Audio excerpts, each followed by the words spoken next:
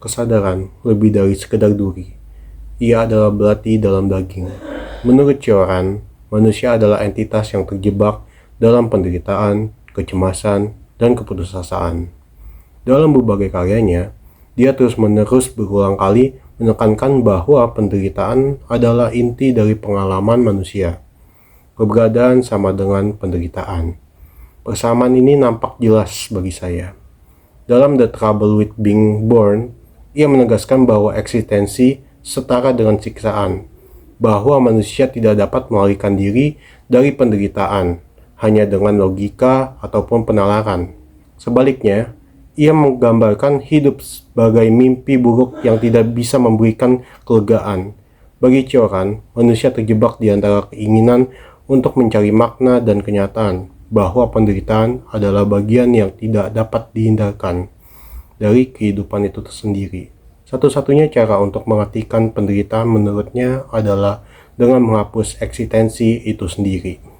Dalam perjalanan memahami kompleksitas kehidupan manusia, kita seringkali dihadapkan pada realitas pahit bahwa penderitaan adalah bagian yang tak terpisahkan dari eksistensi kita. Seperti yang dikatakan oleh Cioran, kesadaran lebih dari sekedar duri. Ia adalah belati dalam daging. Manusia adalah entitas yang terjebak dalam penderitaan, kecemasan, dan keputusasaan eksistensial. Dalam video ini, kita akan mendalami hukum, terutama hukum pidana, serta peran hak asasi manusia atau HAM. Kita akan membahas teori-teori hukum pidana dan HAM, serta kasus nyata dalam putusan pengadilan yang relevan untuk memahami bagaimana hukum diterapkan dalam kehidupan nyata dengan mempertimbangkan apa yang seharusnya terjadi atau das solens dan apa yang sebenarnya terjadi atau das sein. Mari kita mulai pembahasan awal dengan bagaimana hukum pidana dan HAM dapat membantu kita memahami kompleksitas kehidupan manusia.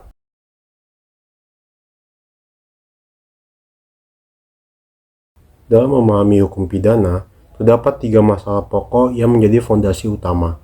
Masalah-masalah ini menjadi kunci untuk memahami bagaimana hukum pidana bekerja dan bagaimana sanksi diberikan kepada pelaku tindak pidana.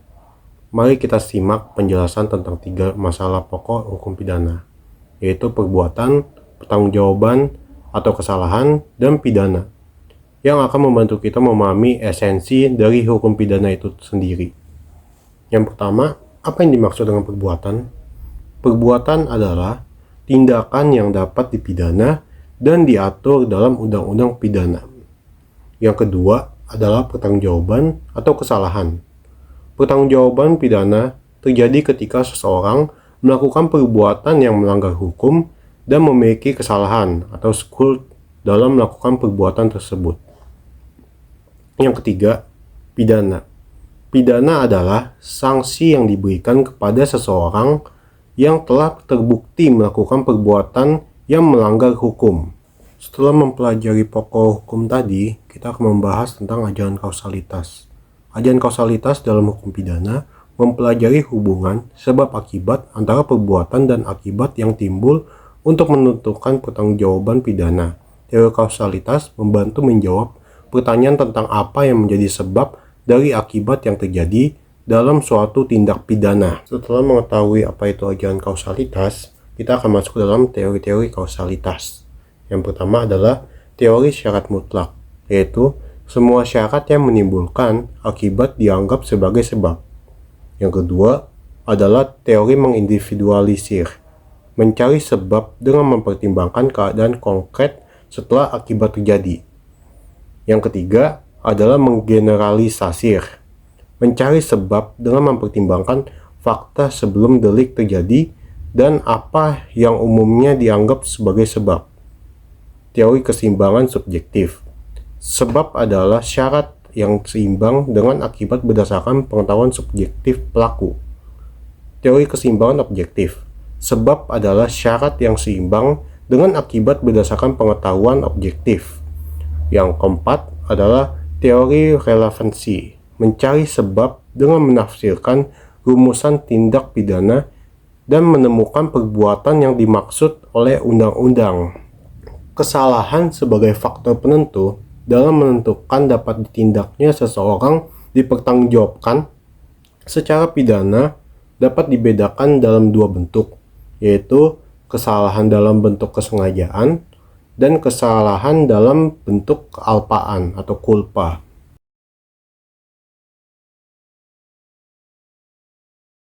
Kalau kita mendengar ide-ide kebebasan seperti dari John Locke misalnya, yang melihat kebebasan sebagai hak alamiah yang perlu dilindungi oleh hukum dan pemerintahan, namun kita tetap harus tunduk pada kontrak sosial, karena tanpa itu kebebasan justru bisa berujung pada kekacauan. Rousseau melangkah lebih jauh, ia mengatakan kita baru benar-benar bebas jika kita mengikuti kehendak umum. Artinya, kita bebas bukan ketika kita melakukan apa yang kita inginkan, tetapi ketika kita tunduk pada kepentingan bersama.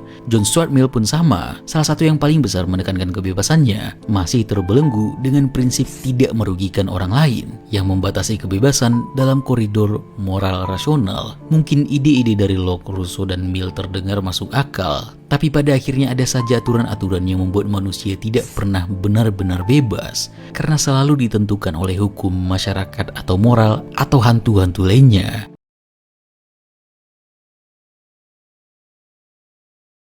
Pelanggaran hak asasi manusia atau HAM dalam proses peradilan merupakan masalah mendasar yang seringkali muncul dalam sistem hukum di berbagai negara, termasuk di Indonesia. Hak asasi manusia adalah hak yang melekat pada setiap individu dan tidak dapat dicabut dalam keadaan apapun. Setiap orang berhak mendapatkan perlakuan yang adil dan setara dalam setiap tahapan hukum, baik itu dalam penyidikan, penuntutan, maupun peradilan itu tersendiri.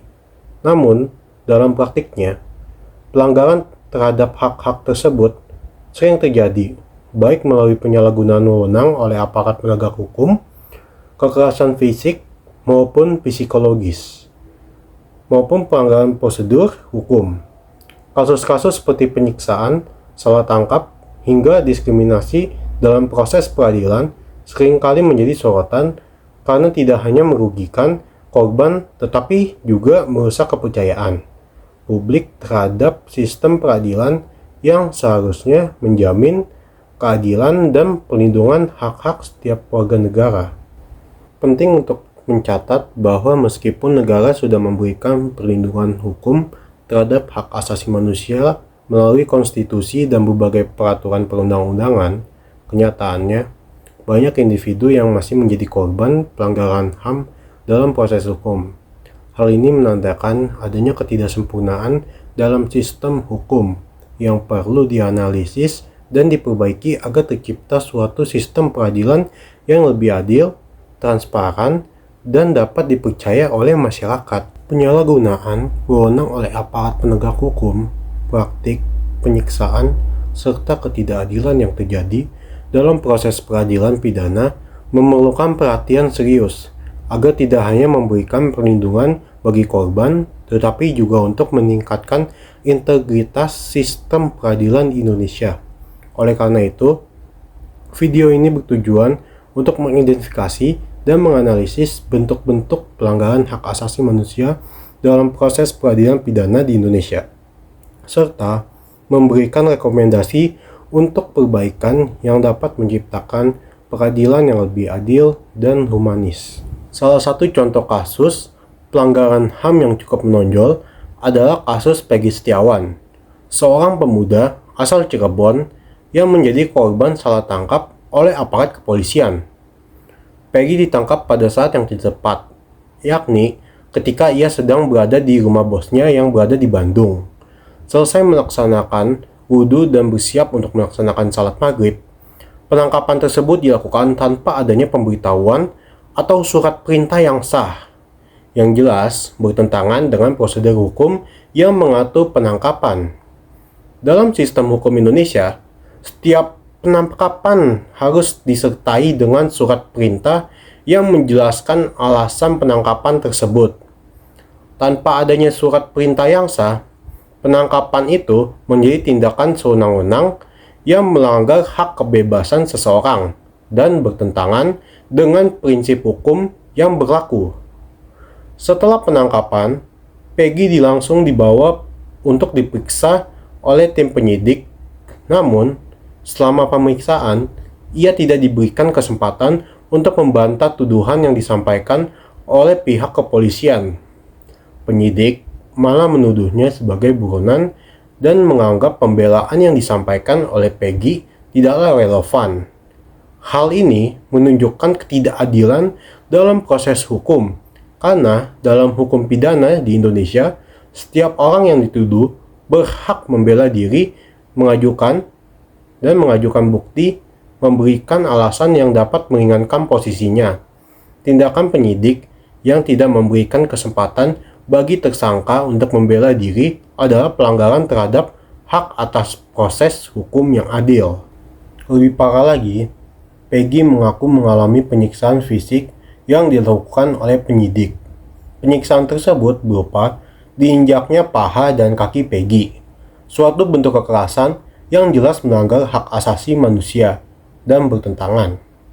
Hakim akhirnya memutuskan bahwa penetapan tersangka terhadap Peggy adalah batal demi hukum karena tidak memenuhi prosedur yang ditetapkan dalam undang-undang. Keputusan hakim ini menunjukkan bahwa meskipun terdapat pelanggaran dalam proses penyelidikan, masih ada ruang untuk memperbaiki kesalahan dan memastikan keadilan bagi korban. Keputusan ini juga mempertegas pentingnya penegakan hukum yang tidak hanya mengedepankan kepentingan negara, tetapi juga melindungi hak-hak individu yang harus dijaga dan dihormati. Dalam kasus ini juga akan melihat bagaimana pelanggaran-pelanggaran tersebut mempengaruhi kepercayaan masyarakat terhadap sistem peradilan di Indonesia dan bagaimanakah upaya-upaya perbaikan dapat dilakukan agar hak-hak individu lebih dilindungi dalam sistem peradilan pidana. Tanpa disertai pemberitahuan atau surat penangkapan Peggy Setiawan, seorang pemuda asal Cirebon, mengalami penangkapan yang tidak sesuai prosedur hukum yang berlaku. Saat itu, Peggy baru saja selesai mengambil wudhu di rumah bos di Bandung dan sedang bersiap untuk melaksanakan salat maghrib. Ia tidak menerima pemberitahuan apapun mengenai statusnya yang seharusnya dijelaskan oleh pihak berwenang sebelum penangkapan. Praktik penangkapan yang tidak disertai surat penangkapan ini sangat bertentangan dengan hak asasi manusia yang dijamin oleh undang-undang. Menurut prosedur yang berlaku, polisi diwajibkan untuk memberikan surat penangkapan yang menjelaskan dasar hukum dari penangkapan tersebut. Tanpa surat atau pemberitahuan ini, tindakan penangkapan menjadi cacat hukum dan merugikan korban. Hal ini menunjukkan adanya pelanggaran prosedur yang dapat merugikan seseorang yang ditangkap tanpa alasan yang jelas. Peggy langsung diperiksa oleh tim penyidik. Setelah penangkapannya, Peggy langsung dibawa untuk diperiksa oleh penyidik tanpa kesempatan untuk memberikan klarifikasi atau membantah tuduhan yang disampaikan terhadapnya. Tim penyidik menyatakan bahwa Peggy adalah buron yang harus segera ditangkap, dan mereka tidak memberikan ruang baginya untuk menyampaikan pembelaan atau alasan atas keberadaannya.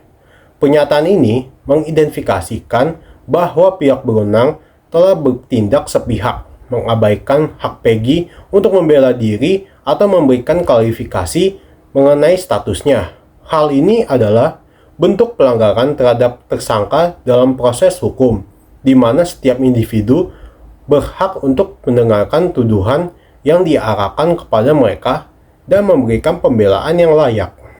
Penyiksaan saat pemeriksaan Peggy Setiawan mengungkapkan bahwa selama pemeriksaan, ia mengalami penyiksaan fisik yang dilakukan oleh penyidik. Ia mengaku bahwa pahanya diinjak-injak oleh penyidik, yang meskipun ia masih anggap ringan, tetap merupakan bentuk penyiksaan yang tidak seharusnya terjadi dalam sistem peradilan yang beradab. Penyiksaan terhadap tersangka sangat dilarang dalam hukum internasional dan juga hukum Indonesia yang jelas-jelas mengatur tentang perlindungan terhadap hak asasi manusia. Kejadian ini mencerminkan adanya penyalahgunaan kekuasaan oleh pihak kepolisian dalam upaya memperoleh pengakuan atau informasi dari tersangka. Penggunaan kekerasan fisik tidak hanya melanggar hukum, tetapi juga merusak prinsip-prinsip keadilan yang harus dijunjung tinggi dalam proses peradilan.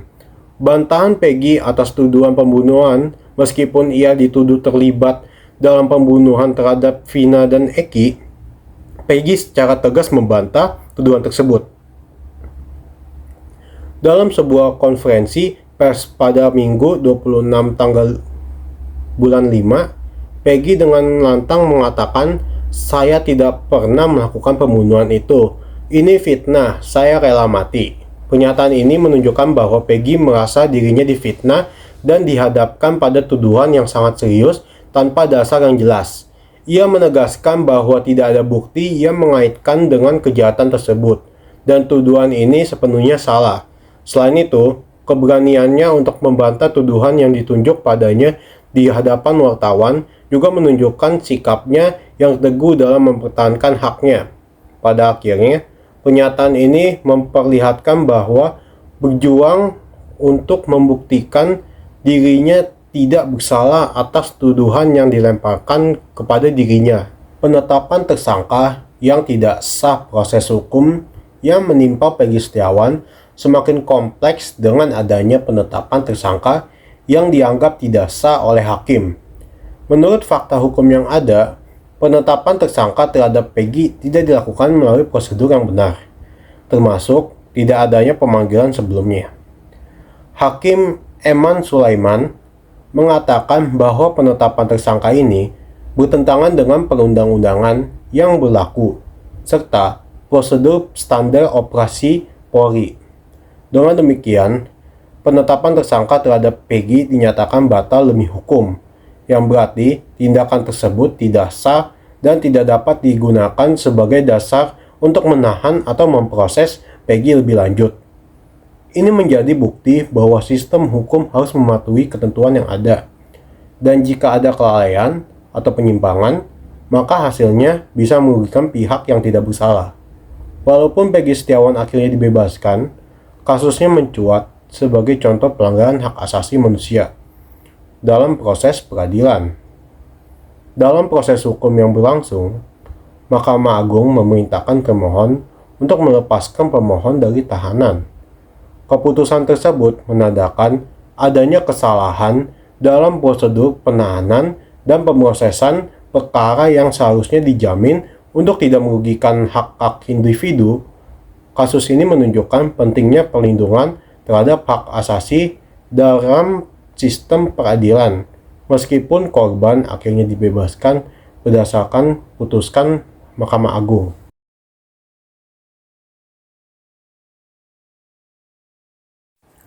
Hukum pidana memiliki peran penting dalam mengatur dan menanggapi tindakan manusia yang dapat menimbulkan penderitaan bagi orang lain.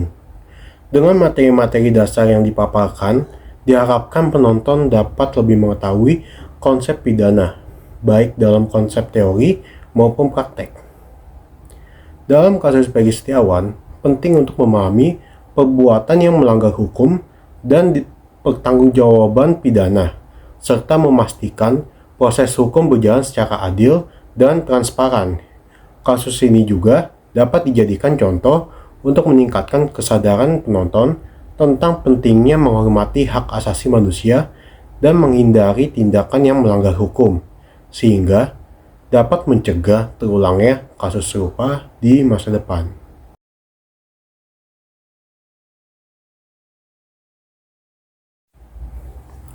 Selamat berjuang, sukses.